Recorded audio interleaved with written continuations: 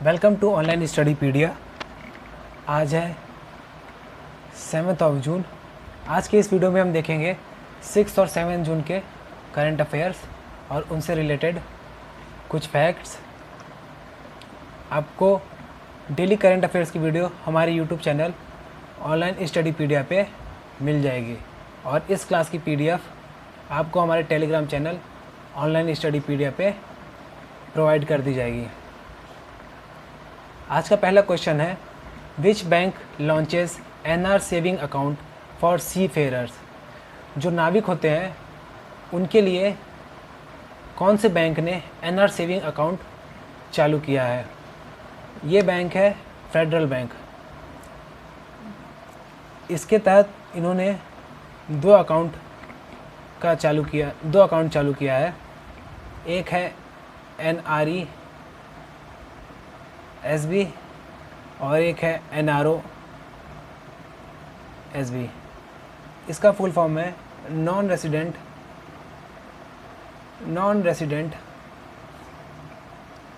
External saving account और इसका full form है नॉन रेसिडेंट ऑर्डिनरी सेविंग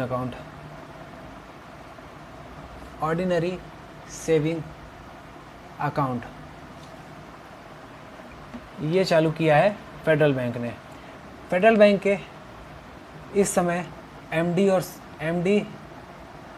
और CEO हैं श्याम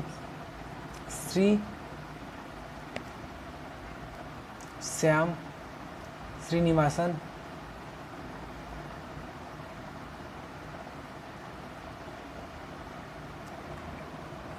इसका हेडक्वार्टर है अलुवा केरला में। अलुवा जगह केरला में जो है वहाँ पे इसका हेडक्वार्टर है। इसकी जो टैग लाइन है, हर बैंक की अपनी एक टैग लाइन होती है। इसकी टैग लाइन है फेडरल बैंक की, योर परफेक्ट बैंकिंग पार्टनर। ये भी कई सारे बैंकिंग एग्ज़ाम में पूछी जाती है टैग लाइन।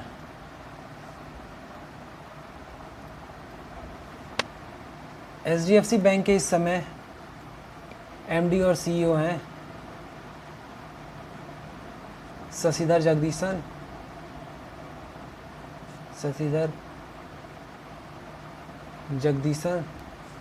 ICICI बैंक के इस समय MD और CEO हैं संदीप बख्शी। और स्टेट बैंक ऑफ इंडिया के इस समय चेयरमैन हैं दिनेश कुमार खर।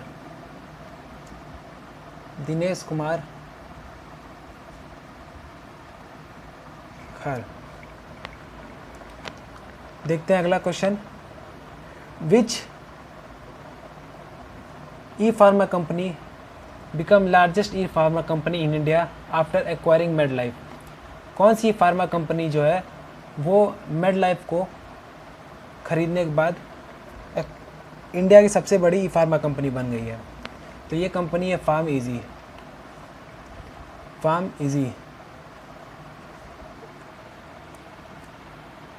इसकी फार्म इजी की पेरेंट कंपनी है API होल्डिंग्स प्राइवेट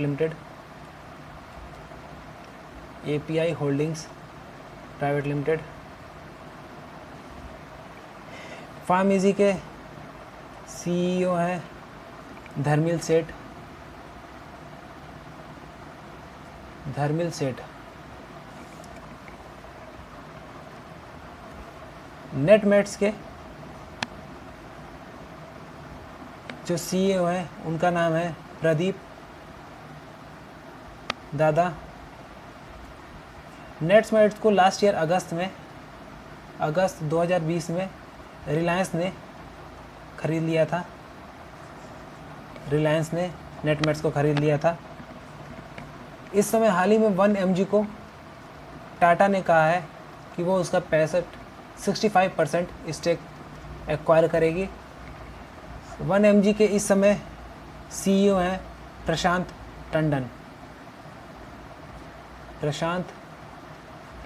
टंडन।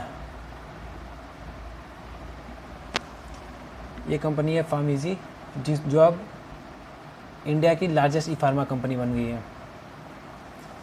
अगला क्वेश्चन है, which country successfully launches Fengyun 4B satellite? कौन सी कंट्री ने फैंग्यून B सैटेलाइट को लॉन्च किया है? ये कंट्री है चाइना, जिसने अभी हाल ही में अपना स्पेसक्राफ्ट भेजा था, कार्गो स्पेसक्राफ्ट, जिसका नाम था तियानजू 2।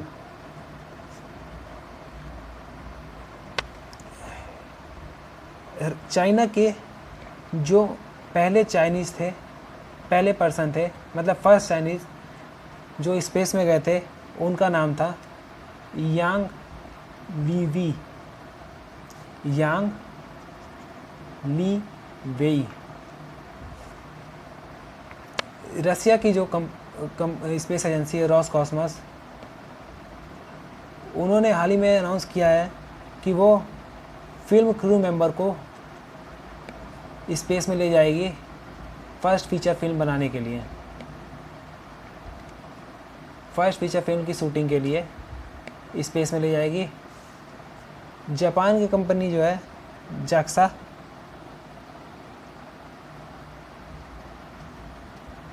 जापान की कंपनी है जाक्सा, और यूएसए की जो कंपनी नासा, उन्होंने अभी रिसेंटली 2 मिशन वीनस के लिए अनाउंस किए हैं, जिसका नाम है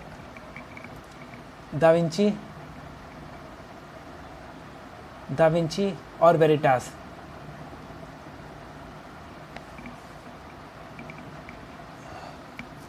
नासा, यूरोप स्पेस एजेंसी और जाक्सा, ये तीनों जो स्पेस एजेंसी हैं, ये एक हैकाथॉन होस्ट करेंगे, जिसमें कि वो कोविड-19 से जो इन्वायरमेंट पे इफ़ेक्ट पड़ा है उसकी स्टडी करेंगे। इन्वायरमेंट इफ़ेक्ट की स्टडी के लिए एक हैकाथॉन होस्ट करेंगे नासा, यूरोप स्पेस एजेंसी और जाक्सा। नासा यूएसए की है, यूरोप एजेंसी यूरोपियन नेशन की, और जाक्सा जापान की। ये देखिए, चाइना ने लॉन्च किया है फैंग्यून 4B सैटेलाइट। अगला क्वेश्चन है, for the support of elderly people says initiative and portal launch by which ministry? जो बूढ़े लोग हैं, बूढ़े या वृद्ध लोग, उनके सपोर्ट के लिए किस मिनिस्ट्री ने सेज इनिशिएटिव और उसका एक पोर्टल लॉन्च किया है? तो ये मिनिस्ट्री है ministry of social justice and empowerment. ये जो इनिशिएटिव है, इसको लॉन्च किया था ministry of social justice and empowerment के मिनिस्टर जो हैं, जिनका नाम है थावर चंद गहलोत। सेज का जो फुल फॉर्म है वो है senior care ageing growth engine.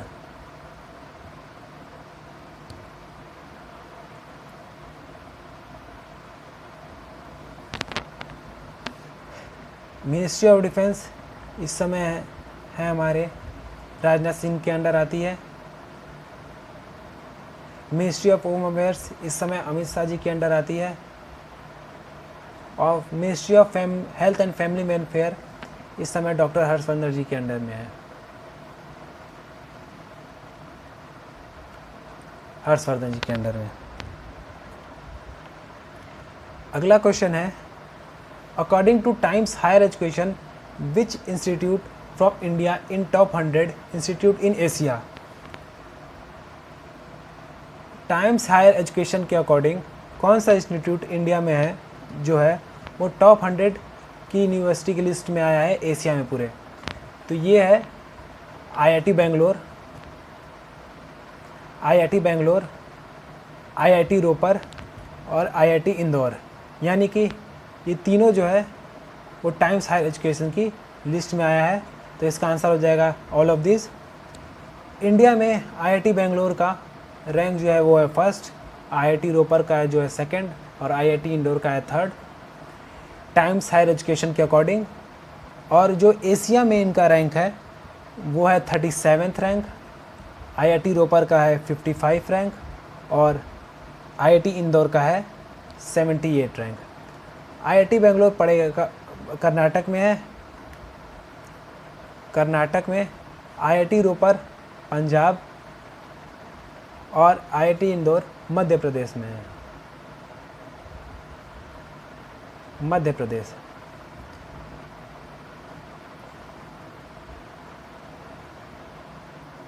Times Higher Education के अकॉर्डिंग जो एशिया में सबसे बेस्ट यूनिवर्सिटी है, एशिया में जो फर्स्ट पे है उसका नाम है सिंघुआ यूनिवर्सिटी, सिंघुआ यूनिवर्सिटी जो कि चाइना में है। सेकंड पे है पेकिंग यूनिवर्सिटी, पेकिंग यूनिवर्सिटी, ये भी चाइना में है। और जो तीसरे नंबर पे है उसका नाम है national university of Singapore, national university of Singapore, ये सिंगापुर में है। टाइम्स हायर एजुकेशन के अकॉर्डिंग एशिया में जो नंबर 1 पे है वो है सिंघुआ यूनिवर्सिटी जो कि चाइना में है, दूसरे पे है पेकिंग यूनिवर्सिटी जो कि वो भी चाइना में है और तीसरे नंबर पे है नेशनल यूनिवर्सिटी ऑफ सिंगापुर जो कि सिंगापुर में है।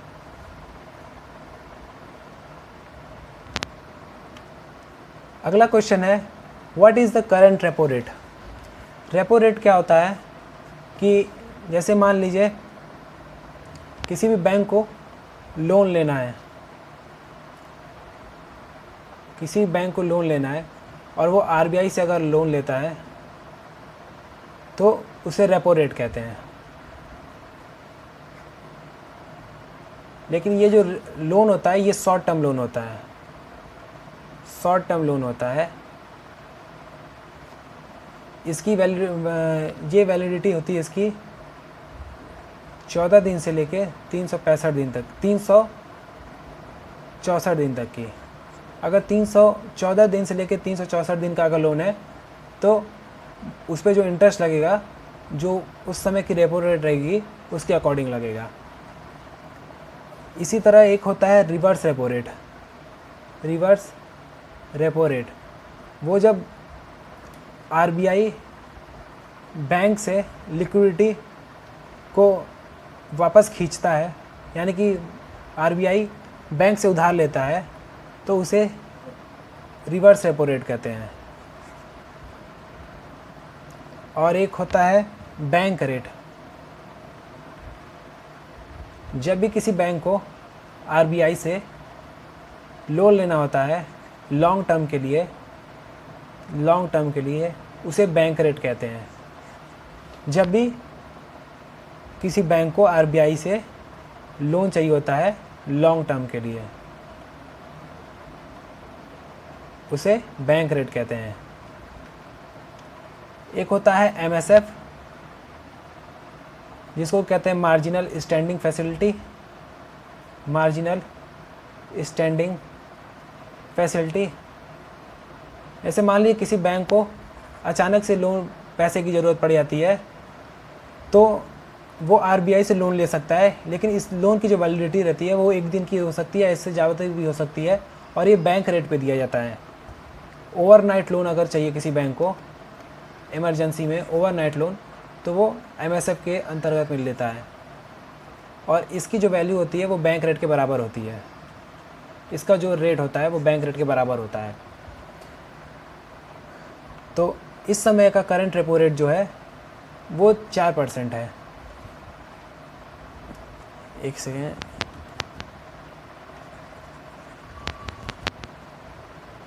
अभी हाल ही में आरबीआई मॉनेटरी पॉलिसी कमेटी की बैठक हुई थी, जिसमें छठी बार रेपो रेट, सारी पॉलिसी रेट जो मॉनेटरी पॉलिसी होती है उसके सारे रेट को कांस्टेंट रखा गया है, जिसमें रेपो रेट को 4% रखा गया है, रिवर्स रेपो रेट को 3.35% रखा गया है, और मार्जिनल स्टैंडिंग फैसिलिटी और बैंक रेट जो कि कहा था अभी कि बराबर होती है, उसको 4.25% रखा गया है।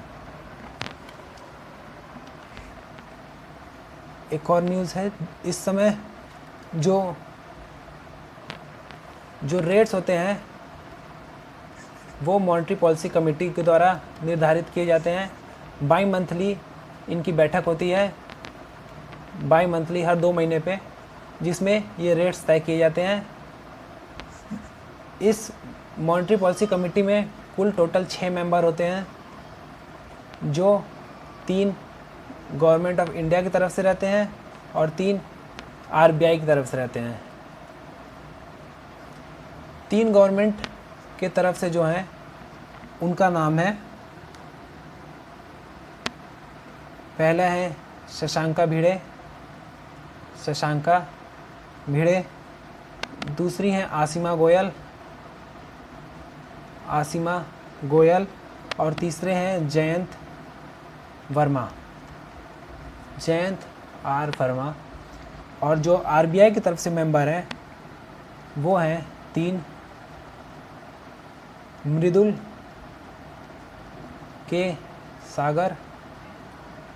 कुमार सागर, दूसरे हैं एमडी पात्रा यानी कि माइकल देवाब्रता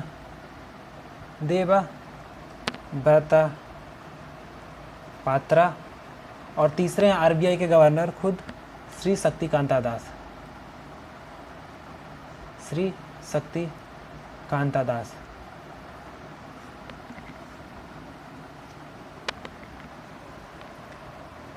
विच पेमेंट बैंक, अगला क्वेश्चन है, which payment bank announces to issue physical Visa debit card.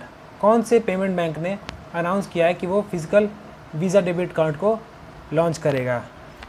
तो ये बैंक है पेटीएम पेमेंट बैंक, जिसकी इस समय एमडी और सीईओ हैं। पेटीएम पेमेंट बैंक इसका आंसर है। एमडी और सीईओ इस समय इनकी हैं रेणु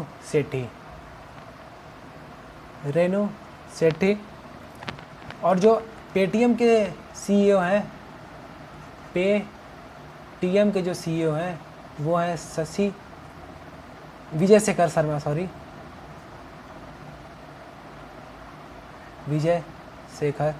शर्मा।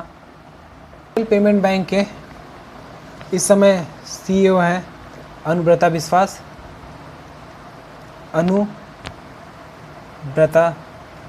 विश्वास। इंडियन पोस्ट पेमेंट बैंक के हैं जे वेंकटारमू,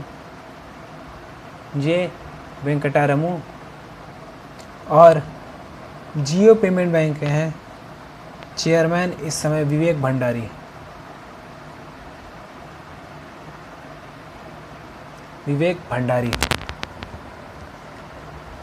अगला क्वेश्चन है, when did world food safety day is celebrated. World food safety day किस दिन मनाया जाता है? ये मनाया जाता है 7 जून को।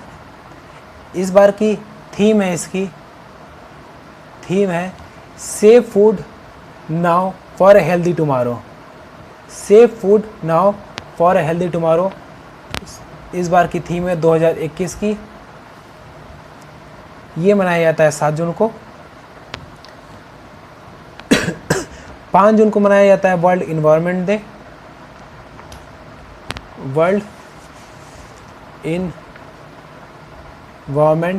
डे, जिसका कि होस्ट था इस बार पाकिस्तान। ग्लोबल होस्ट इसका था पाकिस्तान। 1 जून को मनाया जाता है ग्लोबल पेरेंट्स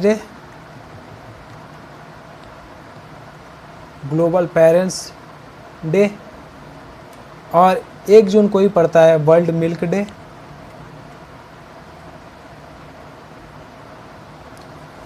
3 जून को यहाँ लिख देते हैं, 3 जून को पड़ता है वर्ल्ड बाइसाइकिल डे।